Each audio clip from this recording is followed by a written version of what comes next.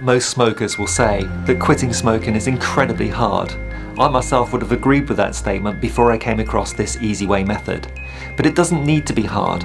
If you've tried to quit smoking using other methods in the past, you may have even taught yourself how hard it can be. And I'm certainly not arguing with that. It can be very hard, but it can also be very easy, provided you go about it the right way. Now, unfortunately, most of us don't understand how the smoking trap works. We don't really understand the nature of smoking. And society teaches us that we need willpower in order to stop smoking. So we start our attempt to quit by thinking that we need to build up our willpower. In fact, as I'm going to be explaining to you, willpower is not necessary to stop smoking at all. Because you've smoked for so many years doesn't necessarily mean that you understand how to stop or that you understand the nature of nicotine addiction itself. If you drive a car for many years, it doesn't necessarily mean you understand what's going on under the bonnet. If anything goes wrong with the car, you're not necessarily the best person to fix it. It's best to take it to a mechanic who knows what they're doing. I'm your mechanic during this program, so I'm going to solve your problems for you because I understand the nature of the nicotine trap. Quite often, my clients have already tried many different methods of stopping smoking. Now, the problem is that I consider all these methods to be the same. Because whether you're using nicotine replacement therapy, acupuncture, even herbal cigarettes that some people try to replace normal cigarettes with, or the new e-cigarettes, all of those methods are telling the smoker that they also need willpower in order to give up smoking. Now, I know it's very early in the program so far, but the expression giving up smoking is actually part of what makes those different methods of quitting so hard. I'm going to try and explain to you what the method is by saying what it isn't. It's the exact opposite, in fact, of every other method I've ever come across to stop smoking. All those methods, I call them the willpower method. You know, the various props, gimmicks and drugs and what have you. It's all part of the same method. It's the willpower method. And under each one of those willpower methods, smokers are asked to build up in their mind all the powerful reasons why they shouldn't smoke, in the hope that providing that scares them off smoking for long enough, they'll eventually wake up one day with no further need or desire to smoke again. Okay, some of those people will stop, 3%. But just think about what they're doing. What have they achieved? They're going to be ex-smokers that go through life, their whole entire life, trying not to have a cigarette, never really knowing if they're going to succeed. They're going to go through life feeling deprived.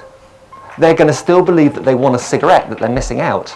They're going to have to use willpower and discipline every day of their life to try and get through.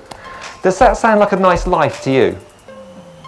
Do you know, I'd rather smoke than do that. Honestly, I really would. I think I'd be happier. I would hate to be a miserable ex-smoker like that because, you know, what happens is this. They don't tend to last a lifetime. It's very rare because what happens is this. They'll have one weak moment, or let's be honest, one drunk moment, okay? They'll be around somebody else that smokes. They get offered a cigarette or they see the cigarette and they think, oh, you know, just one cigarette. You know, I can have one. I've quit for a while. I'm safe. They take a cigarette, put the nicotine back in. I can stop there, really. You know the rest of the story, don't you? If you find an excuse to have one cigarette, you're sure as hell going to find an excuse to have a second, a third, a fourth, a fifth. In no time at all, you're going to be back smoking at the same level that you were smoking before you quit, however many years ago that was.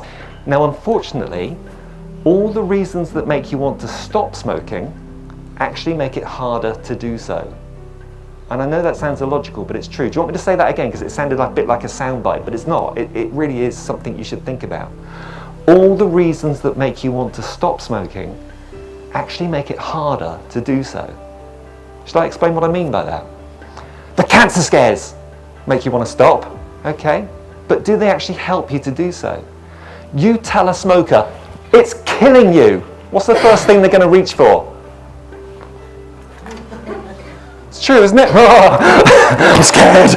Where's my fags? Where's my cigarettes? It's true, isn't it? Smokers don't want to know about the health scares, do they? I don't know about you, but when I smoked, if I was flicking through a magazine and saw an article about the latest research on the connection between smoking and lung cancer, I'd turn the page. I wouldn't want to read about that. Far more interested in the Arsenal result in the Premiership, you know. If I saw a documentary on the TV about all the harmful effects, how people were having their legs cut off because of smoking, you know, did I sit there avidly and think, wow, this is interesting? Forget it. Do you know what I mean? Can you relate to this? You zap the channel, you watch something far more interesting, you know. Don't want to be reminded of that. Smokers know all about those things. And get this clearly in your mind. If those factors were going to stop you smoking, what the hell are you doing here today? You would have already quit, you know. But you think about this. All smokers have on their minds going on like a tug of war. Does this make sense? On the one side, I hate it, it's a filthy, disgusting habit, killing me, enslaving me and costing me a fortune. And on the other side, we're thinking, yeah, but you know, I sort of like it at times. I don't know why, but you know, it seems to help with stress and relaxation and stuff. We've got this tug of war going on. That's what I call willpower. We're having a conflict of wills in our head. It's not a lack of willpower, it's a conflict of wills. Does that make sense? So if somebody comes along and increases your willpower, this tug of war gets greater. The tantrum that we have when we can't smoke is actually worse. I mean, I was one of the rebellious kids at school. I got expelled, I'll be honest with you. You know, I'm not proud of it. Well, I am actually. But, you know, I was expelled at some... I was a rebel. I was the one in the bike sheds puffing away, 2 fingers up to the teachers and parents. Sod you, I'm going to do this. I'm a rebel, you know. I was a strong-willed individual. And I still am. You think about a lot of the smokers you know, you have to be strong-willed because society's trying to always humiliate, frighten or ban us into stopping smoking. The weak-willed people quit years ago. Oh, I can't be doing with this stress, man, you know.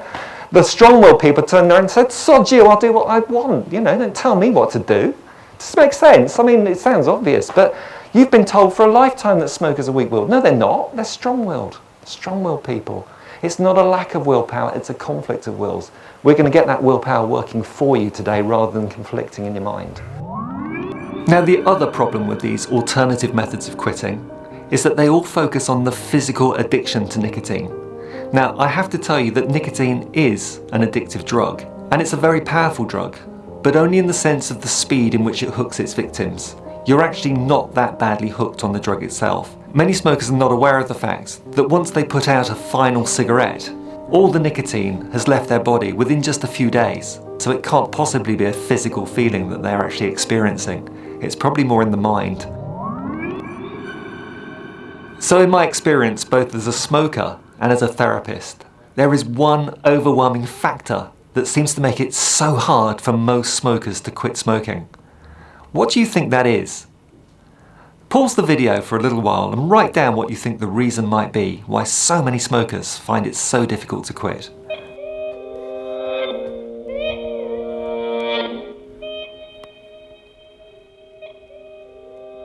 So what did you write down? Was it a short word, something like fear, for example? Because fear is actually the biggest reason that most smokers not only just don't quit, but don't even attempt to quit in the first place. It's fear that stops them from doing so. A fear that life won't be quite the same without their little friend, their little crutch. A fear that they're going to go through massive withdrawal pangs in order to break free from the trap. Or a fear that a meal or a drink will never be quite as enjoyable again. A fear that they won't be able to go out and socialise with their friends that smoke. A fear that they're going to have to make some terrible changes to their lives in order to avoid being tempted back into the smoking trap. And a fear that they're going to end up missing cigarettes for the rest of their lives, that their lives are going to change for the worst. This fear is completely irrational when you think about it. The fear of quitting smoking is greater than the fear of continuing, with the knowledge that smoking is likely to kill them or cause serious illnesses, and it's going to end up costing them thousands and thousands of dollars. It's irrational. So just think about this. Smokers actually suffer from 2 types of fear. The fear of carrying on smoking and the fear of stopping smoking. Non-smokers don't suffer that fear. The fear actually comes from smoking itself. So, I'm very aware this is all getting a bit heavy at the moment. We've been talking about fear rather a lot. Don't worry, the whole purpose of this program is to remove the fear, because once you understand what has made it so difficult about stopping smoking in the past, we can remove that fear bit by bit. So by the time we reach the final cigarette, a little later in the program, you will have no fear about it at all. So let's just summarise this section. The reason why so many smokers fail to stop smoking when they attempt it is because they try by themselves. They don't go about it the right way, and they actually teach themselves how difficult it can be. The second problem is that they use willpower. They concentrate on all the reasons why they shouldn't smoke, but smokers don't smoke for the reasons they shouldn't smoke. They smoke for the reasons that they do smoke. This program is going to be concentrating on looking at the reasons why you do smoke. In the next section, we're going to be looking at some of the reasons why people smoke and explaining a little bit more about the mechanism that keeps them as smokers. I'm going to start to remove some of the brainwashing, because there are so many illusions. Most of what we think we know about smoking is either a myth or an illusion. And you know, as I'm going to show you later, quite often it's the exact opposite of the truth once you see it very clearly how smoking works. So I'm just going to start by dealing with some of the biggest myths about smoking, getting you to challenge some of the things that you believe.